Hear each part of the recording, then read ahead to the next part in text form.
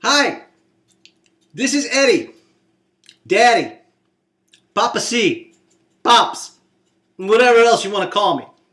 It's the night before Thanksgiving, and I'm in the kitchen doing the cooking for tomorrow's dinner.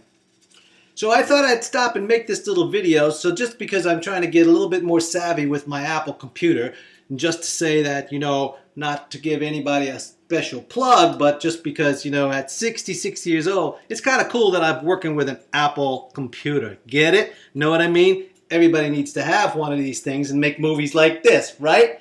So anyway, I'm making this movie to show the kiddies, those who can't be here tomorrow and those who will be here tomorrow, just what goes into making all this food that you sit at the table and eat. They're famous for not cooking, but they're really famous for sitting at the table for 10 minutes, shoveling it in, getting up and having to go someplace really, really important after I've spent hours in the kitchen. So for all of you who can't be with us tomorrow, like my son Chris and his wife Christy, who are in Dallas, Texas with the in-laws, happy Thanksgiving to you, and hello to the in-laws and the rest of the family. Hope you're having a great day. And to my daughter Alyson and her buddy Jeff and his boyfriend Alex, who are on the road traveling from Miami, Florida, Fort Lauderdale, Florida, to Boulder, Colorado, so that Bodie Calagna can get settled in a new residence. Thank you for taking her.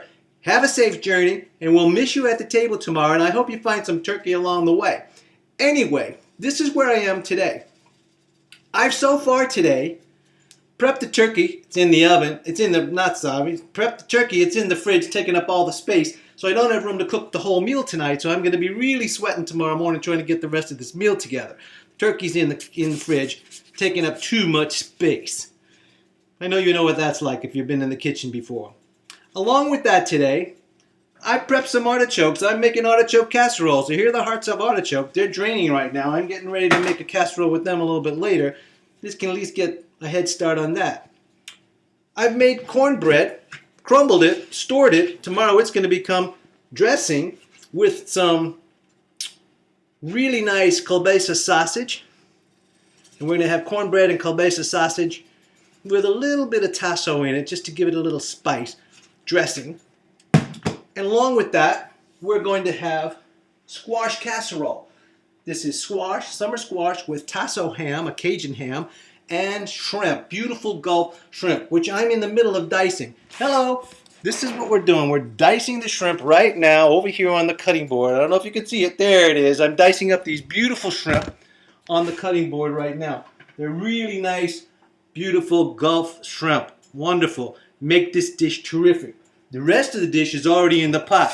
I've so far taken onions, garlic, smothered it down with some tasso ham and some bacon, and then I've taken the squash, chopped it, diced it, put it in the bowl. I've taken some bread and made a bread mixture with some egg and some milk, strained it off and added it to the squash, and now this is waiting to come together for the shrimp. And then after the shrimp are added, we're going to put this in a casserole, buttered it really up good, and put it in the oven and bake it for about 35 minutes. It's going to be really, really killer. Oh yeah, and one other thing I did today. This is a piece of chocolate cake. This was a great butter cake that I made. Was going to make a 2-layer cake for my brother Joe. He's going to be 70 in a week, so we thought tomorrow I'd make him a little surprise cake. So this was the cake he was going to have, but Pops burned it in the oven.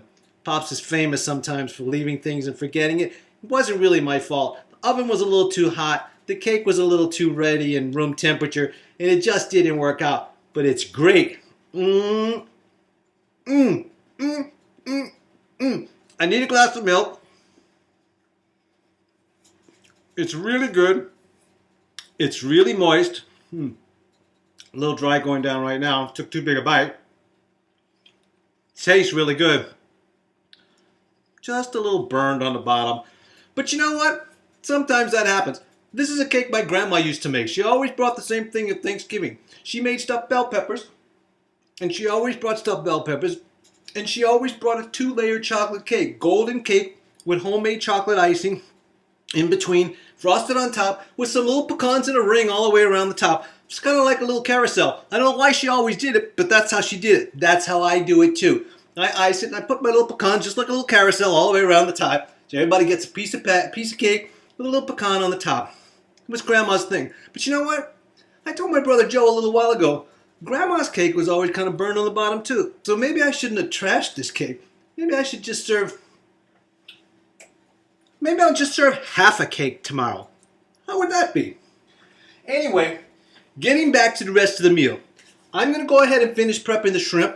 I'm going to put them into the casserole, get it into a pan, and I'll come back and take you to the finished product before it goes in the oven. I'll show you what that casserole looks like in the pan. Or maybe I won't. Anyway, that's about it for now. See you next time.